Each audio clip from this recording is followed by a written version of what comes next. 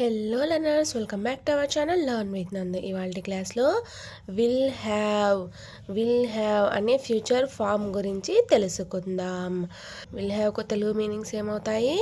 కలిగి ఉంటాను, కలిగి ఉంటాము, కలిగి ఉంటావు, కలిగి ఉంటారు, కలిగి ఉంటాడు, కలిగి ఉంటుంది, కలిగి ఉంటాయి అనేవన్నీ విల్ హ్యావ్కు తెలుగు మీనింగ్స్ అవుతాయి కదా. అంటే సబ్జెక్టు బట్టి, మనం తీసుకునే సబ్జెక్టు బట్టి ఈ విల్ హ్యావ్కు తెలుగు మీనింగ్ చేంజ్ అవుతూ ఉంటుంది. తెలుగులో మాత్రమే ఈ విల్ హ్యావ్కు మీనింగ్స్ చేంజ్ అవుతూ ఉంటాయి, అది కూడా సబ్జెక్టు బట్టి. ఇంగ్లీష్లో మటుకు విల్ హ్యావ్ అనే వస్తుంది. కలిగి ఉంటాను, కలిగి ఉంటాము, కలిగి ఉంటాయి అనే వాటికన్నిటికీ ఇంగ్లీష్లో మీనింగ్ మటుకు విల్ హ్యావ్ అనే వస్తుంది. ఇప్పుడు ఈ విల్ హ్యావ్కు సంబంధించి కొన్ని ఎగ్జాంపుల్స్ చూద్దాం. నేను కారును కలిగి ఉంటాను. ప్రజెంట్ అయితే నా దగ్గర లేదు. యాక్చువల్గా ఈ విల్ హ్యావ్ ఫామ్స్ అంటే ఫ్యూచర్ ఫామ్స్ని ఉపయోగించేది ఫ్యూచర్ గురించి చెప్పడానికి కదా. సో ఇప్పుడు ప్రజెంట్ అయితే నా దగ్గర కారు లేదు, భవిష్యత్తులో నేను కారును కలిగి ఉంటాను అని ఈ వాక్యం యొక్క అర్థం. నాకు కారు భవిష్యత్తులో ఉంటుంది అని అర్థం. నేను ఇంగ్లీష్లో ఏమంటారు? ఐ అని అంటారు. కారును అనేదాన్ని ఇంగ్లీష్లో ఏమంటారు? ఏ కార్. కలిగి ఉంటాను అనేదాన్ని ఇంగ్లీష్లో ఏమంటారు? విల్ హ్యావ్ అని అంటారు కదా. నేను కారును కలిగి ఉంటాను అనే వాక్యం ఇంగ్లీష్లో రాస్తే I will have A car అని అవుతుంది. ఐ అనేది సబ్జెక్ట్ అవుతుంది, ఫస్ట్ పర్సన్ సింగులర్ అవుతుంది. విల్ హ్యావ్ అనేది ఫ్యూచర్ ఫామ్ అవుతుంది. ఏ కార్ అనేది ఇక్కడ ఆబ్జెక్ట్ అవుతుంది. నేను 4 సంవత్సరాల అనుభవాన్ని కలిగి ఉంటాను. ఫ్యూచర్లో నేను ఆ కంపెనీలో వర్క్ చేసినట్టయితే నేను 4 సంవత్సరాల ఎక్స్పీరియన్స్ని కలిగి ఉంటాను. నాకు 4 years ఎక్స్పీరియన్స్ అనుభవం ఉంటుంది అని ఈ వాక్యం యొక్క అర్థం. నేను ఇంగ్లీష్లో ఏమంటారు? ఐ అని అంటారు. 4 సంవత్సరాలని ఇంగ్లీష్లో ఏమంటారు? 4 years. అనుభవాన్ని అనేదాన్ని ఇంగ్లీష్లో ఏమంటారు? ఎక్స్పీరియన్స్. కలిగి ఉంటాను అనేదాన్ని ఇంగ్లీష్లో ఏమంటారు? విల్ హ్యావ్ అని అంటారు. ఫైనల్గా ఈ వాక్యం ఇంగ్లీష్ సెంటెన్స్ ఫార్ములా యూస్ చేసి ఇంగ్లీష్లో రాసినట్టయితే I will have 4 years experience. నేను 4 సంవత్సరాల అనుభవాన్ని, ఎక్స్పీరియన్స్ని కలిగి ఉంటాను అని ఈ వాక్యం యొక్క అర్థం.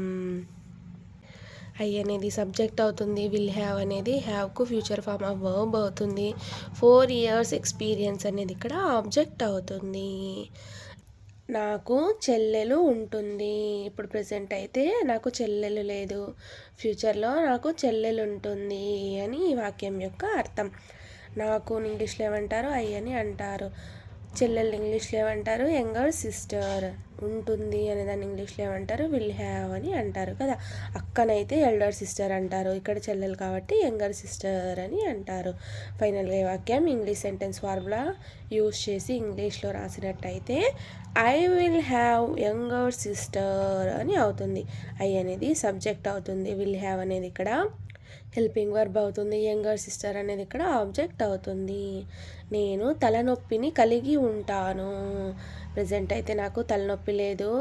ఒక 10 నిమిషాల తర్వాత లేదా గంట తర్వాత, రేపు మన్నాడు ఎప్పుడైనా సరే నాకు తలనొప్పి ఉంటుంది అని ఈ వాక్యం యొక్క అర్థం. నేను ఇంగ్లీష్లో ఏమంటారు? ఐ అని అంటారు, ఫస్ట్ పర్సన్ సింగులర్ అవుతుంది. తలనొప్పిని ఇంగ్లీష్లో ఏమంటారు? హెడేక్ అని అంటారు. కలిగి ఉంటాను అనేదాన్ని ఇంగ్లీష్లో ఏమంటారు? విల్ హ్యావ్ అని అంటారు. ఫైనల్గా ఈ వాక్యం ఇంగ్లీష్ సెంటెన్స్ ఫార్ములా యూస్ చేసి ఇంగ్లీష్లో రాసినట్టయితే ఐ విల్ హ్యావ్ హెడేక్ అని అవుతుంది. రేపు అయితే I will have headache tomorrow అని అవుతుంది. లేదా 2 రోజుల తర్వాత అని చెప్పాలంటే I will have headache after 2 days అని అవుతుంది.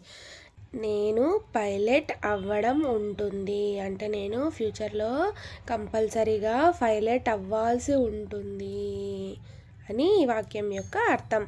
నేను ఇంగ్లీష్లో ఏమంటారు? ఐ అని అంటారు. పైలట్ని ఇంగ్లీష్లో ఏమంటారు? పైలట్ అని అంటారు. అవ్వడం ఇంగ్లీష్లో ఏమంటారు? To become. ఉంటుంది అనేదాన్ని ఇంగ్లీష్లో ఏమంటారు? విల్ హ్యావ్ అని అంటారు.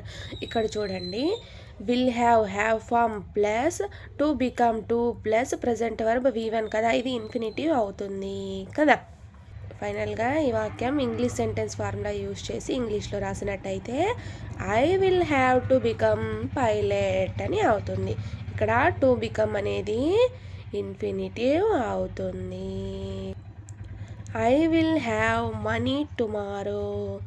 నేను రేపు డబ్బును కలిగి ఉంటాను అని వాక్యం యొక్క అర్థం. ఐ అనేది సబ్జెక్ట్ అవుతుంది, ఫస్ట్ పర్సన్ సింగులర్ అవుతుంది. విల్ హ్యావ్ అనేది ఫ్యూచర్ ఫార్మ్ ఆఫ్ వర్బ్ అవుతుంది. మనీ టుమారో అనేది ఇక్కడ ఆబ్జెక్ట్ అవుతుంది. We will have to prove our cells. మేము లేదా మనము, అవర్ సెల్స్ అంటే మనంతకు మనమే ప్రూవ్ చేసుకోవాల్సి ఉంటుంది. ప్రూవ్ చేసుకోవాల్సి ఉంటుంది అని ఈ వాక్యం యొక్క అర్థం. మేము మనంతకు మనమే ప్రూవ్ చేసుకోవాల్సి ఉంటుంది. ఎందుకు? ఇక్కడ have form plus to plus prove అనేది ఇక్కడ ఇన్ఫినిటివ్ అవుతుంది. సో అలా ఇన్ఫినిటివ్స్ వచ్చినప్పుడు అవ్వాల్సి ఉంటుంది, చేసుకోవాల్సి ఉంటుంది. ఇక్కడ have plus to plus prove అంటే టు ప్లస్ ప్రూవ్ అనేది ఇక్కడ to plus present verb V1 కదా, to plus V1 verb equals to ఏమవుతుంది? ఇన్ఫినిటివ్ అవుతుంది. వి అనేది సబ్జెక్ట్ అవుతుంది. విల్ హ్యావ్ అనేది హ్యావ్కు ఫ్యూచర్ ఫార్మ్ ఆఫ్ వర్బ్ అవుతుంది. టు ప్రూవ్ అవర్ సెల్స్ అనేది ఇక్కడ ఆబ్జెక్ట్ అవుతుంది. You will have to know about me. నీవు లేదా మీరు నా గురించి తెలుసుకోవాల్సి ఉంటుంది కదా, తెలుసుకోవాల్సి ఉంటుంది అని ఈ వాక్యం యొక్క అర్థం. యు అనేది ఇక్కడ సెకండ్ పర్సన్ సింగులర్ లేదా సెకండ్ పర్సన్ ప్లూరల్ అవుతుంది. మీరు సబ్జెక్ట్ తెలుగులో మీనింగ్ యూకు నీవు లేదా మీరు అని తీసుకునే దాన్ని బట్టి ఉంటుంది. నీవుగా తీసుకున్నట్టయితే యూకు Telugu meaning subject second person singular అవుతుంది. అదే సబ్జెక్ట్ యూకు తెలుగు మీనింగ్ మీరుగా తీసుకున్నట్టయితే ఇక్కడ యూ అనేది సెకండ్ పర్సన్ ప్లూరల్ అవుతుంది. విల్ హ్యావ్ అనేది హ్యావ్కు ఫ్యూచర్ ఫార్మ్ ఆఫ్ వర్బ్ అవుతుంది. టు నో అనేది ఇక్కడ ఇన్ఫినిటివ్ అవుతుంది. టు నో అబౌట్ మీ అనేది ఇక్కడ ఆబ్జెక్ట్ అవుతుంది. అర్థమైందలన్నా ఇన్ఫినిటివ్స్తో జాగ్రత్త. అంటే విల్ హ్యావ్ టు నో అంటే ఏంటి మీనింగ్? తెలుసుకోవాల్సి ఉంటుంది. హ్యావ్ టు ప్రూవ్ అంటే ప్రూవ్ చేసుకోవాల్సి ఉంటుంది. టు బికమ్ అంటే అవ్వాల్సి ఉంటుంది అని మీనింగ్స్ వస్తాయన్నమాట ఇన్ఫినిటివ్స్ వచ్చినప్పుడు. అర్థమైందలన్నా he will have to buy a mobile. అతడు మొబైల్ను కొనాల్సి ఉంటాడు అని వాక్యం యొక్క అర్థం. అతని దగ్గర అయితే ఇప్పుడు ప్రజెంట్ అయితే మొబైల్ లేదు, ఫ్యూచర్లో అతను మొబైల్ కొనాల్సి ఉంటాడు అని వాక్యం యొక్క తెలుగు అర్థం. హీ అనేది సబ్జెక్ట్ అవుతుంది, థర్డ్ పర్సన్ సింగులర్ అవుతుంది. విల్ హ్యావ్ అనేది హ్యావ్కు ఫ్యూచర్ ఫార్మ్ ఆఫ్ వర్బ్ అవుతుంది. టు బై అనేది ఇక్కడ ఇన్ఫినిటివ్ అవుతుంది. A mobile, to buy a mobile అనేది ఇక్కడ ఆబ్జెక్ట్ అవుతుంది. She will have a baby after 6 months. ఆమె 6 నెలల తర్వాత బేబీని కలిగి ఉంటుంది అని ఈ వాక్యం యొక్క అర్థం. షీ అనేది థర్డ్ పర్సన్ సింగులర్ అవుతుంది. విల్ హ్యావ్ అనేది హ్యావ్కు ఫ్యూచర్ ఫార్మ్ ఆఫ్ వర్బ్ అవుతుంది. ఏ బేబీ ఆఫ్టర్ 6 months అనేది ఇక్కడ ఆబ్జెక్ట్ అవుతుంది. They will have to think more. వాళ్ళు ఎక్కువగా థింక్ చేయాల్సి అంటే ఆలోచించాల్సి ఉంటుంది అని ఈ వాక్యం యొక్క తెలుగు అర్థం కదా. హ్యావ్ టు థింక్ అంటే ఏంటి మీనింగ్? ఆలోచించాల్సి ఉంటుంది అని అర్థం. విల్ హ్యావ్ టు థింక్ అంటే తెలుగు మీనింగ్ ఏమవుతుంది? ఆలోచించాల్సి ఉంటుంది అని అవుతుంది. ఇక్కడ హ్యావ్ ప్లస్ ఇన్ఫినిటివ్ వచ్చినప్పుడు కొంచెం జాగ్రత్తగా థింక్ చేయండి. అర్థమైందలన్నా వాక్యానికి మీనింగ్ ఏమవుతుంది అని కొంచెం ఆలోచించండి. They will have to think more అనే వాక్యానికి తెలుగు మీనింగ్ వాళ్ళు ఎక్కువ ఆలోచించాల్సి ఉంటుంది అని ఈ వాక్యం యొక్క అర్థం. దే అనేది సబ్జెక్ట్ అవుతుంది, థర్డ్ పర్సన్ ప్లూరల్ అవుతుంది. విల్ హ్యావ్ అనేది హ్యావ్కు ఫ్యూచర్ ఫార్మ్ ఆఫ్ వర్బ్ అవుతుంది. టు థింక్ మోర్ అనేది ఇక్కడ ఆబ్జెక్ట్ అవుతుంది. Arun and Aruna will have to go to movie tomorrow. Arun and Aruna ఇద్దరు అంటే థర్డ్ పర్సన్ ప్లూరల్ అవుతుంది కదా, వీళ్ళిద్దరూ కలిసి will have to go to movie tomorrow రేపు మూవీకి వెళ్ళాల్సి ఉంటారు అని ఈ వాక్యం యొక్క తెలుగు అర్థం. వీళ్ళిద్దరూ కలిసి రేపు మూవీకి వెళ్ళాల్సి ఉంటారు అని ఈ వాక్యం యొక్క తెలుగు అర్థం. అరుణ్ అండ్ అరుణ అనేది ఇక్కడ సబ్జెక్ట్ అవుతుంది.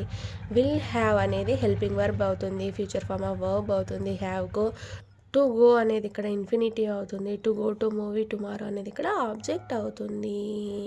అర్థమైందా లెర్నర్స్? విల్ హ్యావ్కు తెలుగు మీనింగ్ ఏమిటి? కలిగి ఉంటాను అని అర్థం. ఇది ఏ సబ్జెక్ట్కైనా మీరు యూజ్ చేయవచ్చును. ఫ్యూచర్ సెంటెన్సెస్కు ఈ విల్ హ్యావ్ను ఉపయోగిస్తారు. Thank you so much for watching this video. Please subscribe to learn with Nandu channel for more videos. Thank you.